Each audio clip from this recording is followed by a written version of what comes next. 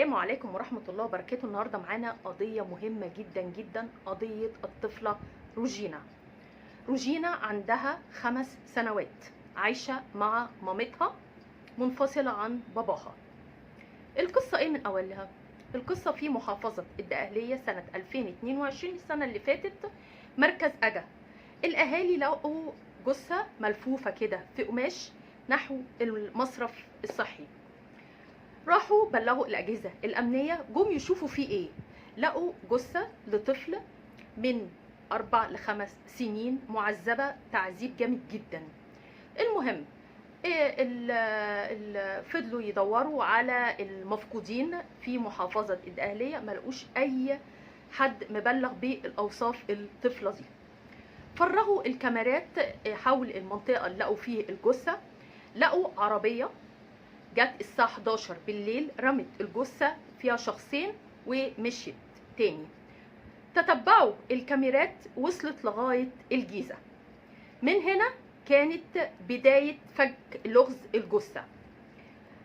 راحوا الأجهزة الأمنية في الجيزة، دورت على بلاغات في الفترة دي، لقوا فعلا ان في أب مبلغ عن اختفاء بنته وكل المواصفات على روجينا.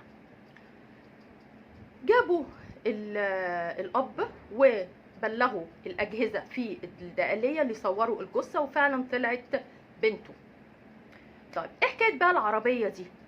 العربية دي طلعت لشخصين سارقينها. ايه قصة العربية دي؟ العربية دي مسروقة من احدى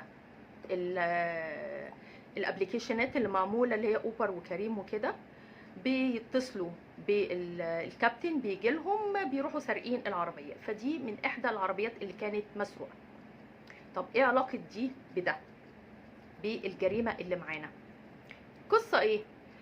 بعد تتبع العربية وصلت لمنطقة الجيزة، عرفوا الاتنين اللي كانوا سايقينها، جابوهم. طبعا بعد ما جابوهم لازم اعترفوا فعلا، وقالوا اللي احنا ملناش علاقة بالموضوع ده خالص، ده واحد اسمه محمد هو اللي قال لنا نعمل كده. راحوا محمد ده طلع هو زعيم العصابة كلها. راحوا دلوه على المكان، طبعا راحوا شافوا لقوه محمد ده، قبضوا عليه ولقوا عنده شيماء دي ام روجينا، ومراته واخوه ومرات اخوه، كلهم عاملين تشكيل عصابي لسرقة العربيات عن طريق الابليكيشنز. المهم بعد ما قبضوا عليهم قالوا بقى على اللي حصل. مامة روجينا اللي هي شيماء منفصلة عن ابوهم فترة، وراحت عاشت مع الناس دي، وعملوا عصابة لسرقة العربيات. المهم مرات محمد اللي هو زعيم العصابة كلها ضربت في دماغها اللي هم يعملوا حفلات جماعية جنسية مع بعض، هم مع بعض كده. وفعلا عملوهم. وبما ان شيماء من جواها شخصية شيطانية اللي هي ام روجينا، وافقت وبدأت تعمل التصرفات دي قدام بنتها روجينا. فنتيجة كده بدأت روجينا الطفلة الصغيرة اللي ما تعرفش حاجة بدأت تتكلم، وبدأت تعمل حركات وتصرفات أمها وهي في الأوضاع بتاع الحفلات اللي هم كانوا بيعملوها. فلاحظت أمها اللي هي بدأت تتكلم كتير، وبدأوا الأهالي والقرايب اللي حواليهم اللي بتروح لهم بدأت البنت تتكلم، فخافت أمها اللي هم يتكلموا عليها أو يعرفوا حاجة من اللي هم بيعملوها. فراحت قالت لزعيم العصابة اللي هو محمد ده انا خايفه من البنت. قال لها ما تخافيش، سيبيني انا اتصرف معاها. وفعلا بدا بتعذيبها، بقى يطفي السجاير في جسم البنت، بدا يجيب معالق وكده سخنه ويلسعها وكده. وكل ده اتثبت في الطب الشرعي، طلعوا بيه تقرير اللي كل ده كان فيه تعذيب للبنت، فعلا موضح جدا كان في جثه البنت.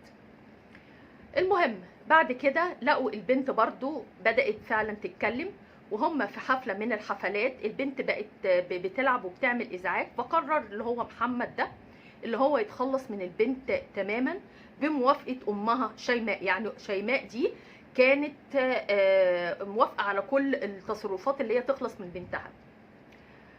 المهم راحوا عملوا ايه، فكروا في فكره ايه، جابوا عربيه مسروقه وراحوا حاطين فيها البنت في شنطه العربيه وقفلوا شنطه العربيه عليها.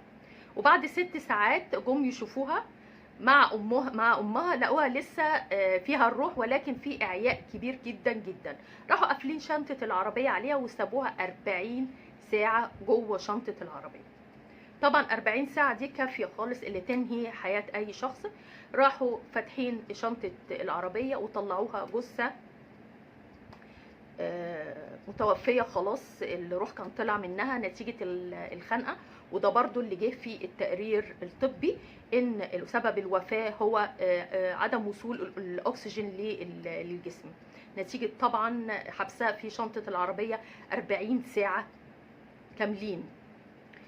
فعلشان يتخلصوا من الجثه اتفق مع الاتنين دول اللي هو اوريدي كانوا شغالين معاه في سرقه العربيات، اللي هم ياخدوها ويرموها بعيد خالص عن المحافظه، علشان على اساس ايه محدش يعرفها هناك، وحتى البلاغات هتبقى بعيده خالص.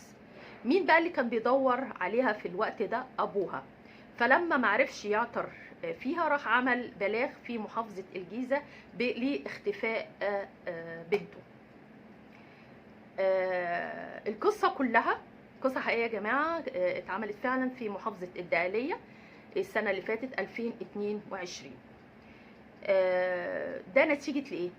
ده نتيجه ان اتنزع من قلوب امها، خساره كلمه امها فيه. حتى القاضي وهو كان بيحكم عليهم بالاعدام، في ناس اخذت اعدام وفي احكام مختلفه حسب جريمه كل واحد، لانهم كانوا 6 اشخاص، كل واحد اخذ نصيبه. القاضي قال لها انت متاكده اللي انت امها، اللي انت توصلي تسيبها تتعذب، وبعد ما تتعذب تشوفيها بتموت قدامك وما تحاوليش حتى تحني عليها وتقول لهم كفايه كده وهي مش هتعمل كده تاني وتاخديها مكان بعيد؟ كل ده مفيش، اتنزع من قلبها الرحمه خالص، وراح ضحيتها طفله في منتهى الجمال والبراءه عندها 5 سنين نتيجه وراحت رجينا الطفله الجميله نتيجه اهمال وجبروت امها علشان حفلات الجنس الجماعي. شكرا لكم واستنونا في قواضي جديده. شكرا لكم.